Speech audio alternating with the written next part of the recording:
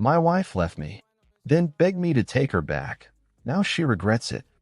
I never thought I'd be the kind of guy telling his life story on Reddit, but here we are. Maybe it's therapeutic. Maybe I just want people to know that even the ones you'd bet your life on can be the first to stab you in the back. I'm 32. I work as a paramedic. My wife, well, ex-wife now, her name's Melissa. We were together for 8 years, married for 5. She used to be the person I trusted most in this world. The one who made coming home feel like breathing after holding it in all day. That was before everything shattered. Let me back up a little. Melissa and I weren't perfect. No couple is. We had our fights, mostly about time. She always said I wasn't present enough, that I put my job before her. And maybe I did, to an extent. But that job was saving lives. I couldn't exactly clock out when someone was bleeding out on a freeway. Still, I made time. Took her out. Surprised her with flowers. Hell, I even learned to cook just to take one chore off her plate. But somewhere along the way, it stopped being enough for her. It started with subtle shifts. She began staying out later, saying she was catching up with her sister. Then the gym sessions started, always at weird hours. She changed her passwords. Became jumpy with her phone. You know the signs. Looking back, they were all there. But I didn't see them then. I still remember the night it all cracked open. It was a Friday night. I had just come off a brutal 12-hour shift. A kid didn't make it that day. I was drained. I got home, hoping Melissa would be there, maybe waiting with some food, or even just sitting on a couch. I just wanted normalcy. But the house was empty. There was one thing, though, her phone. She left it charging in the kitchen. That was rare. Melissa was glued to her phone like it held her next breath. Something felt off. I swear I didn't go through it out of spite. It was instinct, like my gut was screaming that something wasn't right. And I wished to God I hadn't listened. First thing I saw, her lock screen lit up. A message from someone named Jake Wineglass Sweat Droplets. Last night was unreal. Can't stop thinking about you. My heart didn't just drop, it crashed. I unlocked her phone. The messages, endless. Photos, voice notes, things I never thought she was even capable of saying to me, much less another man. She told him she loved him, that she'd never felt so alive with anyone else, that I was too boring and emotionally absent, that she was planning to leave me. And the kicker, she already had a condo lease signed with this guy, moving out the next week. She just hadn't told me yet. I stood there in our kitchen, surrounded by everything we built, while reading messages that erased it all like it meant nothing. I didn't scream. I didn't cry. I just froze. Then she walked in, hair wet, gym bag slung over her shoulder. She looked at me and smiled like nothing had changed. "Hey, babe," she said, "you're home early." I didn't say a word. I just handed her the phone. Her face changed instantly. She turned pale, lips parted, hands trembling as she stared down at her own betrayal in full color. "Look, I can explain," she stammered. That's when I finally spoke. "No, don't. Just pack your things and go." That was the end of it. Or at least, I thought it was. What I didn't know was that walking away wasn't the final chapter. It was just the start. Because a few months later, after I started putting my life back together, she came back. And that's when everything went from painful to absolutely insane. After Melissa left, the first few weeks were a blur. I wasn't eating right. Sleep was a joke. My friends tried to help, but what could they say? "You'll get through this." Maybe, but not then. I ended up crashing on my buddy Jordan's couch for a while. I couldn't even stand being in that house, our house. Every time I opened a drawer, I'd find something of hers. A hair tie. A book with her notes in the margins. Perfume lingering in the bathroom. So I just left it all. Let her take the damn place.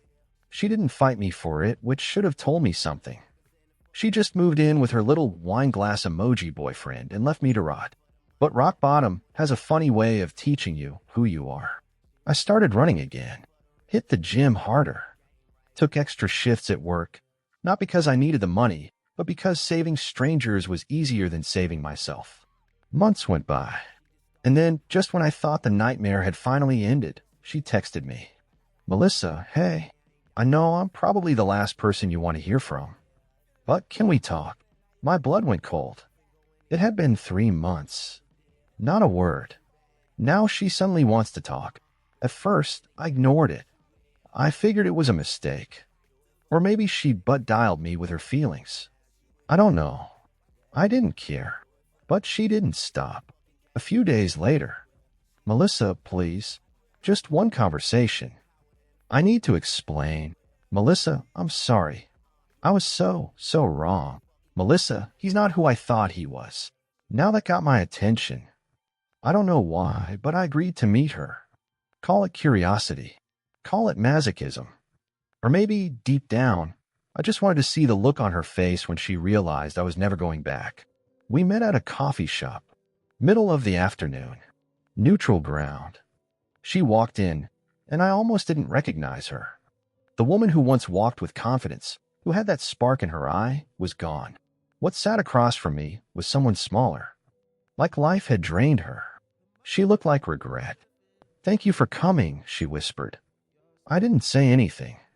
She took a deep breath. I made the biggest mistake of my life, she said. Jake, he wasn't who I thought he was. It was all fun at first, but once I moved in, he changed. She started telling me things I didn't even ask to hear. That he was controlling, jealous, that he'd go through her phone, criticized her constantly, accused her of cheating on him, even though she gave up everything for him.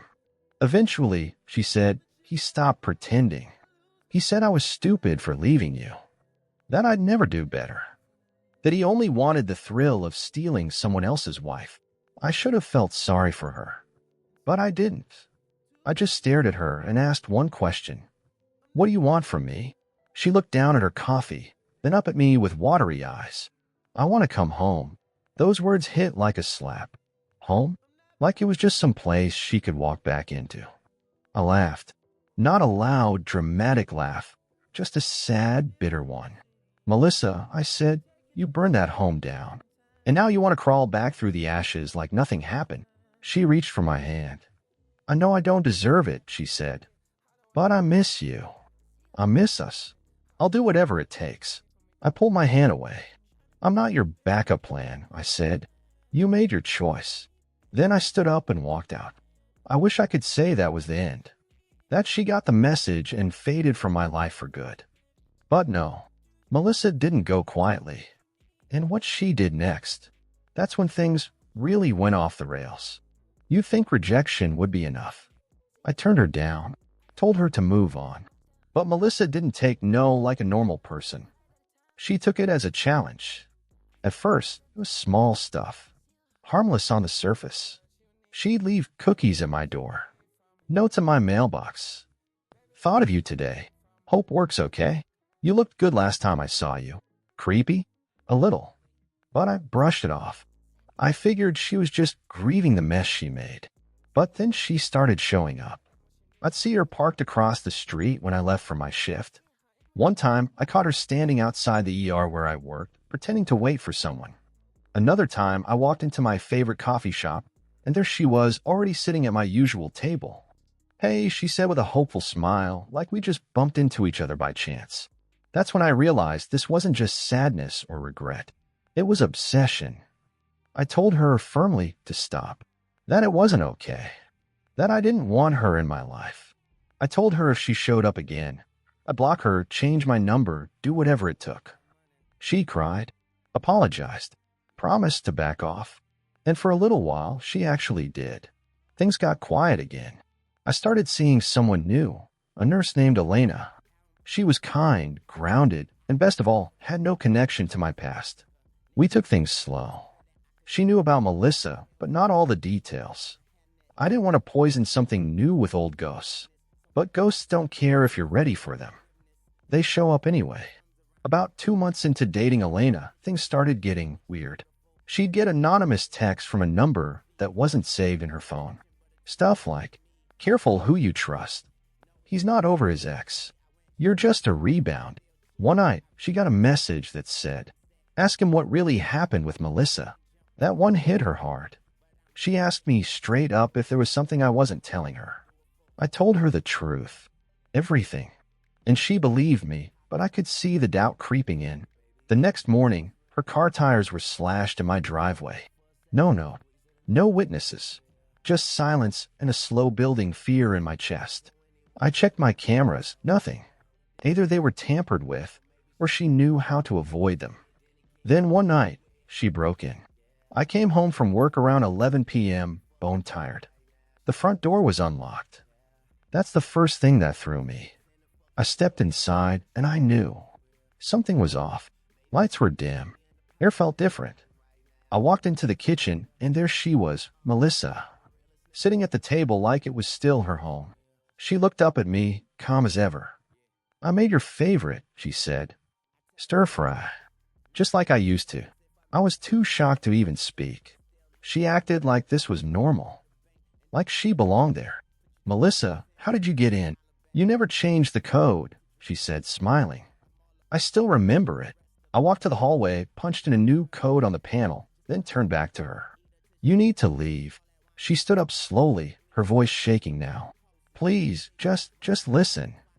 You're not happy. I know you're not. You can fake it with this new girl, but I know you." I stepped back, heart pounding. "Melissa, this is not love. This is stalking." She broke then, really broke. Started sobbing, dropped to her knees, clutching at my shirt like her life depended on it. "I don't know who I am without you." I pried her off me and called the cops. She was arrested that night for trespassing. It was one of the hardest things I've ever done. Watching someone you used to love get dragged away in cuffs, it messes with you. But here's the kicker. That wasn't the end. No, because the next day I got a letter. No return address. Just one sentence written in red ink. "You think this is over.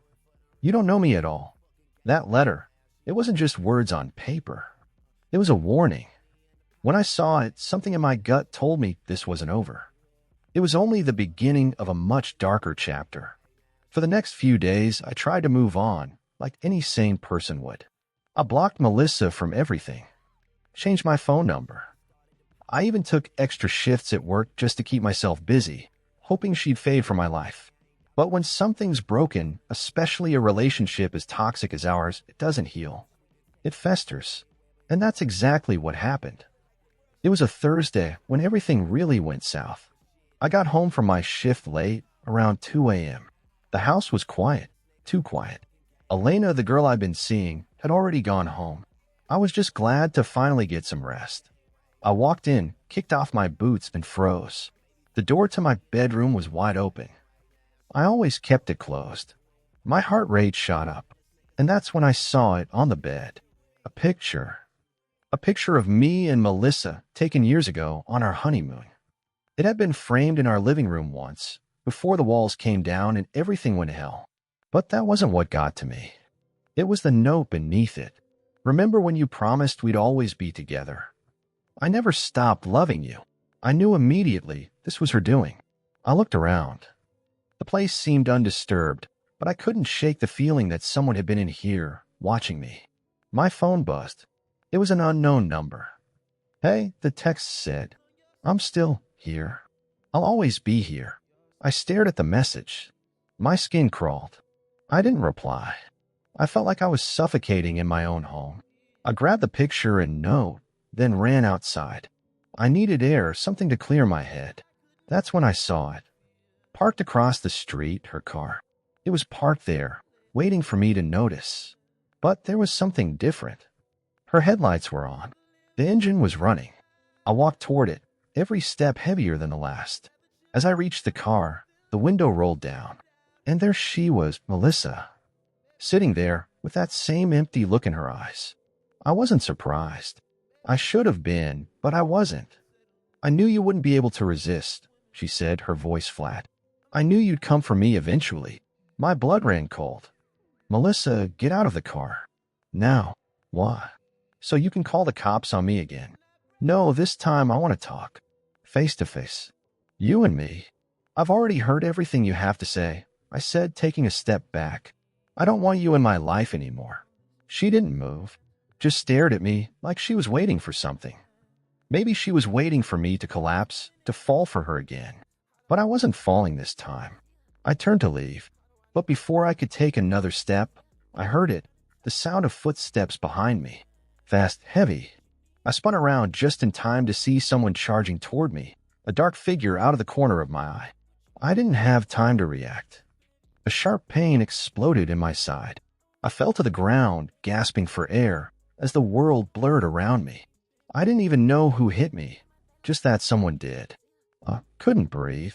My vision was fading, but I caught a glimpse of Melissa. She was still sitting in the car, her eyes wide, as if she was watching everything unfold without moving a muscle. The last thing I saw before everything went black was the shape of a man standing over me.